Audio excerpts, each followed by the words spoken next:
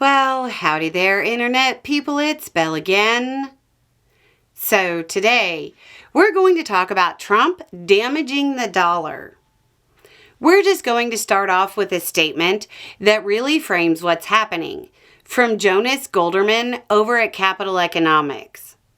Quote, "This is the worst start to the year for the dollar since 1973, the year that Nixon took the U.S. off gold. It does feel like a turning point, and that the dollar's probably now in a downward trend on a multi-year horizon." That sounds like dramatic rhetoric or clickbait, but that's right on. Trump has given us the weakening dollar that has dropped by the highest percentage in half a century. The standard measure is the U.S. dollar index. It's an index that measures the U.S. dollar against other key currencies. It's down about 10% since January. Obviously, that's bad. But what does it mean for the average person? In the simplest terms, unless your net worth increased by at least 11% since Trump took office, you're actually poorer than you were when he took over. Now, does that really mean anything to the average person? Especially those who, like most Americans, have all their holdings in U.S. currency. Yes. In short, it raises costs for imported products and materials.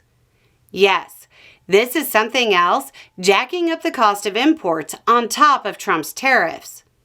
It tends to exacerbate inflation. Is this Trump's fault? Joseph Gagnon with the Peterson Institute for International Economics explained it this way.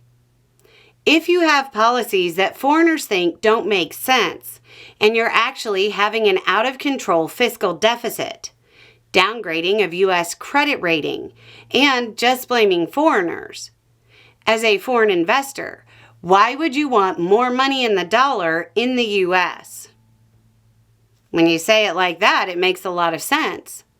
The one big beautiful bill's giant price tag, the additional debt, the reckless spending, and the policies chasing away investment hurt the dollar. Is there any good news in this? Well, normally there's a silver lining to a weak dollar. When the dollar is weak, other currencies have more relative buying power in the U.S. That normally means we get more tourists. But, of course, the current climate isn't exactly inviting to foreigners. And then, of course, Canada. A country that would normally love to get deals in the U.S. is broadly boycotting the U.S. because of Trump's tariffs, rhetoric, and insults. The other thing it would normally help is U.S. exports.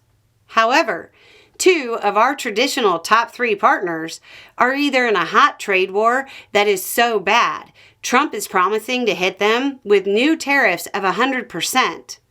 Or, in Canada's case, they're so mad at the U.S., they'd probably rather pay more for another country's products than get a deal on a U.S.-made one.